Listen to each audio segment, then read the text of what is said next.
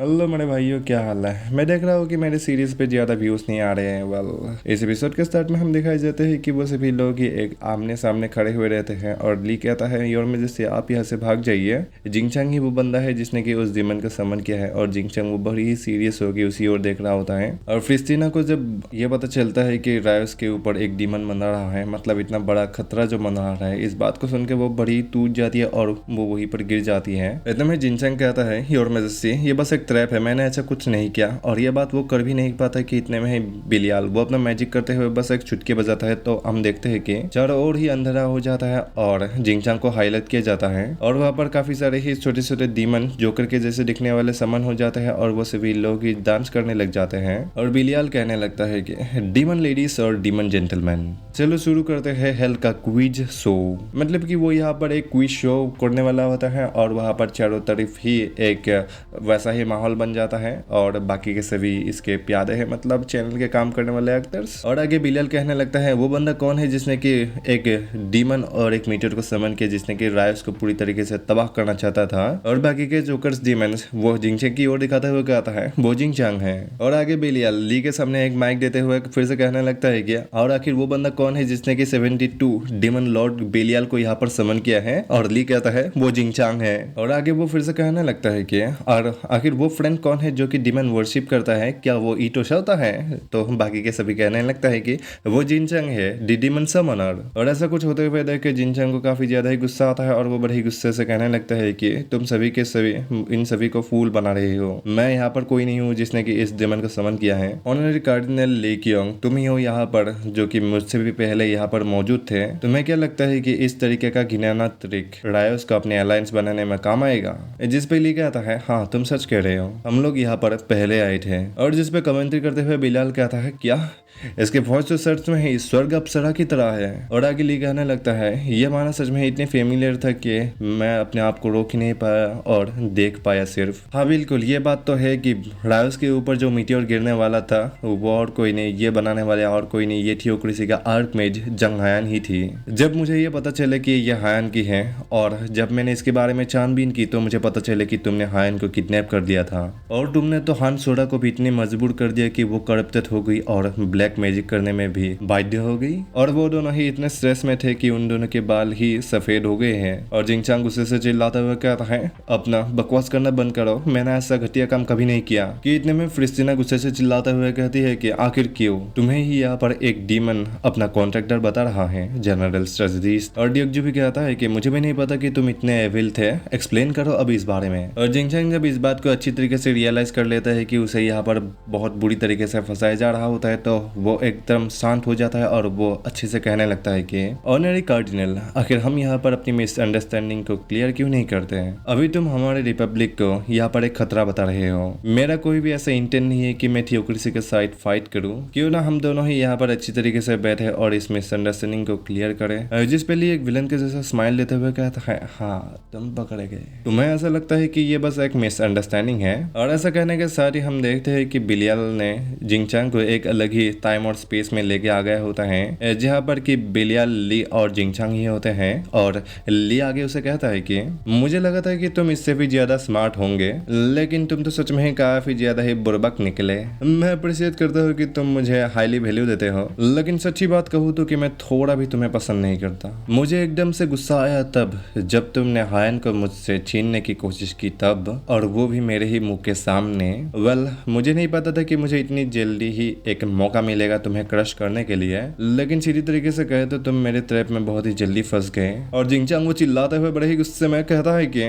क्या ये किसी पॉलिटिकल रीजन के कारण नहीं है, लेकिन तुम मुझे फ्रेम करे हुए ऐसी किसी घटिया रीजन के कारण।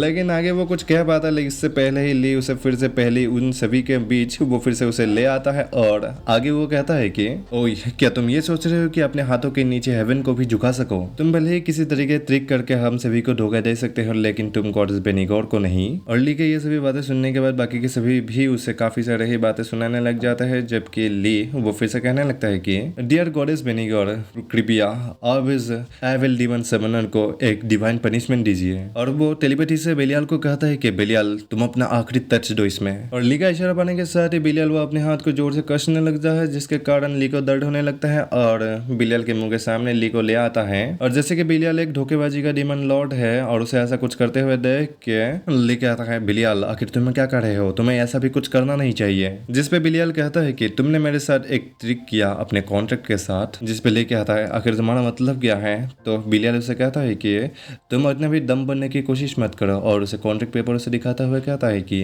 एक बार इससे अच्छी तरीके से देखो कि यहाँ पर इस कॉन्ट्रैक्ट पे क्या लिखा हुआ है।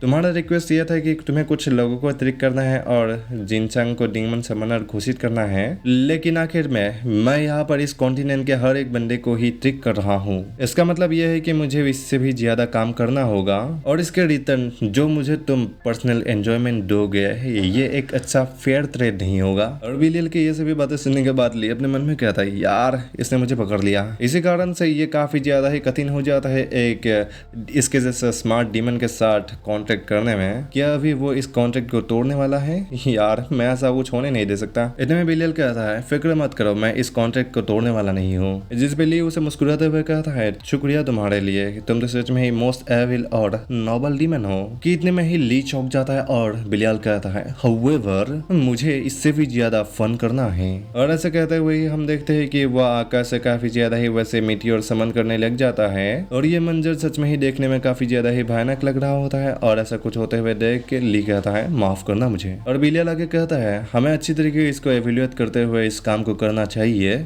एक बेस्ट काम जो डीमन अच्छी तरीके से कर सकता है वो है इंसानों के अंदर डर पैदा करना। मैं अभी रायस को ही हेल बनाने जा रहा हूँ। और ऐसा कुछ होते हुए देख ली अपने मन में कहता है कि यार ये तो मेरे हाथ से निकलता जा रहा है, ये कुछ ऐसा नहीं है जो कि मैं खुद कर सकता हूँ। सिर्फ जिनचांग को हराने के लिए पूरे रायस को ही खत्म कर देना ये कुछ ज्यादा ही हो जाएगा। और इतना सोचने के साथ ही वो कहता है डीमन लॉर्ड क्या हम फिर से कॉन्टेक्ट कर सकते हैं? जिसपे बेलियाल कहता है ये सुनने से अच्छा लग रहा है, लेकिन ये अब चीजें पहले की तरह तुम्हारी तरफ नहीं होगी। जिसकी यह बात सुनकर ली को बहुत ही गुस्सा आ जाता है और वो उसे मारते हुए कहता है क्या एक डीमन वो वही करता है जो कि उसके कॉन्ट्रैक्टर उसे कहता है, लेकिन ये रायस को खत्म करने से तो बेहतर ही होगा। और ऐसा कुछ अगर हो जाता है हायन और हान सोडा तो बच जाएंगे क्योंकि वो लोग भी इस कॉन्ट्रैक्ट के दायरे में होंगे। लेकिन ड्योगजू का क्या? और ड्योगजू तो इस तरफ रोते हुए कहने लगता है तुम घिनौने डीमन, कियोंग को सच में ही काफी ज्यादा ही दर्द हो रहा है, क्या तुम उसे देख नहीं पा रहे हो? और ली उसे देखते हुए अपने मन में कहने लगता है मेरा प्रीसियस मीट शील्ड, मैंने अपने पिछवाड़े को भी खिंचवाया ताकि मैं उससे लेवल अप कर सकूं, और तुम मुझे ये बता रहे हो कि मैं उसे यहाँ पर खोने वाला हूँ। और ये सब कहते हुए हम देखते हैं कि वो पुराने सभी यादों को याद करने लगता है जो कि उसके पिछले जिंदगी में हुआ था। और इसके साथ ही उन सभी मीटियोर को बेलियाल वो यहाँ पर रायस के ऊपर गिराने लग जाता है। और ऐसा कुछ होते हुए देख के ली तो अपने हाथ जोड़ते हुए प्रार्थना करते हुए कहने लगता है fuck dear Jesus Buddha goddess बेनिगोर अल्लाह, प्लीज यहाँ पर कोई तो आओ और यहाँ पर एक मिरेकल करो ताकि ये सभी चीजें अच्छी तरीके से सॉल्व हो जाए। कि इतने में ली के सामने एक गोल्डन स्क्रीन अपीयर होता है जहाँ पर उसे बताया जाता है कि क्या तुम सच में ऐसा चाहते हो। और ऐसे किसी पैनल को अपीयर होते हुए देख के ली जो कि घबरा रहा होता है और उसके मुंह में फिर से स्माइल आ जाती है और वो कहता है लोल। और इसके साथ ही हम देखते हैं कि ली के पूरी बॉडी से ही गोल्डन रोशनी अपीयर होने लग जाती है। और इस गोल्डन लाइट से तो डीमन बेलियाल को भी तकलीफ होने लग जाती है। और बाकी के सभी लोग भी जब उस गोल्डन लाइट की ओर देखने लग जाते हैं तो वो सभी लोग ही चौंक जाते हैं। और क्रिस्टीना कहती है वो तो मैं पक्का कह सकता हूँ कि ये वही है, ये एक एंजल नहीं, ये तो गॉडेस बेनिगार का एमिसरी है। और इसके साथ ही हम जब ली को देखते हैं और हम देख पाते हैं कि वो पूरी तरीके से ट्रांसफॉर्म हो गया था और उसका तो एंजेलिक विंग्स भी निकल आ गए होते हैं। और हम जब ली के रैंक देखते हैं हम देख पाते हैं कि वो तो डिवाइन रैंक पर पहुंच गया होता है और उसका क्लास एल्केमिस्ट ऑफ लाइट हो जाता है। और आखिर में हमें बताया जाता है कि सबका मसीहा लाइट कियोंग वो यहाँ पर आ चुका है।